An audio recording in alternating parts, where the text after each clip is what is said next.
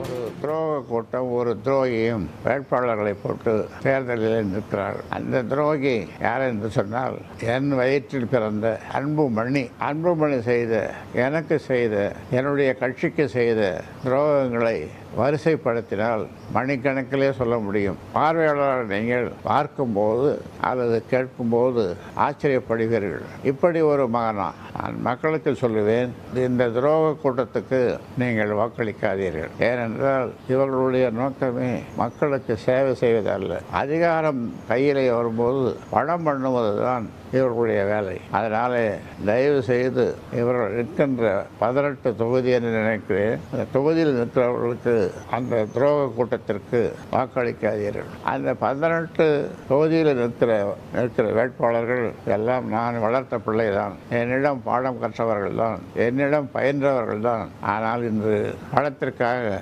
அணி மாறி அங்கே அன்புமணியிடம் போய் நிற்கிறார்கள். அவர்களுடைய நோக்கமெல்லாம், அவர்கள் சொல்வதெல்லாம் அதிகாரம் இருந்தால்தான் மக்களுக்கு சேவை செய்ய முடியும். ஆனால் உண்மையிலேயே அதிகாரம் இருந்தால்தான் மக்களுக்கு சேவை செய்ய முடியும் என்பது உண்மைதான். ஆனால் இவர்களுடைய நோக்கம் அதிகாரத்தை பெற்று மக்களுக்கு சேவை செய்வதல்ல, பணம் பண்ணுவது. பணம் பண்ணுகிற வேலையைத்தான், அந்த கலையைத்தான் இவர்கள் கற்றிருக்கிறார்கள். இதிலிருந்து உங்களுக்கு தெரிவது, மக்களுக்கு தெரிவது, இவருடைய நோக்கம் மக்களுக்கு சேவை செய்வதல்ல.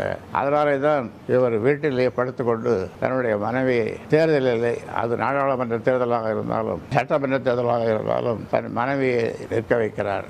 இவர் நேராக களம் காண வேண்டியது தானே. பாராளுமன்றத்திலேயும் நாடாளுமன்றத்திலேயும் இவர் சில நாட்கள் தான் அங்கு சென்றார். ரொம்ப குறைவு, இந்தியாவிலேயே ரொம்ப குறைவாக இந்த இரு அவைகளுக்கும் சென்றது இவர்தான். இந்த மாதிரியான பயிற்சியை நான் கொடுக்கவில்லை. நான் கொடுத்த பயிற்சி மக்களுக்கான பிரச்சனைகள் ஏராளமாக இருக்கின்றன. அந்த பிரச்சனைகளை நாடாளுமன்றத்திலோ அல்லது சட்டமன்றத்திலோ பேச வேண்டும், வெளிக்கொண்டு வர வேண்டும் என்பதுதான். நேர்மாறாக காட்டுவதில்லை. அதே போல் இப்போது சமீபத்திலே சேலத்திலே அவர்களை ஆதரித்து பேசிக் கொண்டிருக்கும் பொழுது அப்படி ஒரு தலை சுற்றியது. ஆம்புலன்ஸில் சென்னை அப்போலோ மருத்துவமனைக்கு கொண்டு சென்றார்கள். நிறைய பேர் கண் கலங்கினார்கள், நிறைய பேர் அழுதார்கள், நிறைய பேர் வந்து பார்த்தார்கள். ஆனால் இவர் தொலைபேசியிலும் பேசவில்லை, வந்தும் பார்க்கவில்லை. இதிலிருந்து நீங்கள் தெரிந்து கொள்வது, உயிருக்கு போராடி கொண்டிருந்த எனக்கு என்னை ஒரு சொல் கேளீர் என்று சொல்லுகிற மாதிரி ஒரு வார்த்தை எப்படிப்பா இருக்க அப்படி என்று கேட்கவில்லை. இப்படி பல தருணங்கள், இவருடைய குணாதிசயங்கள் ஏராளம். அது முழுதும் சொன்னால் இதை கேட்பவர்கள் அல்லது பார்ப்பவர்கள் உங்கள் வளர்ப்பு சரியில்லை அப்படி என்று சொல்லுவீர்கள். உண்மைதான். ஆனால் உண்மையும் அல்ல. நான் சரியாகத்தான்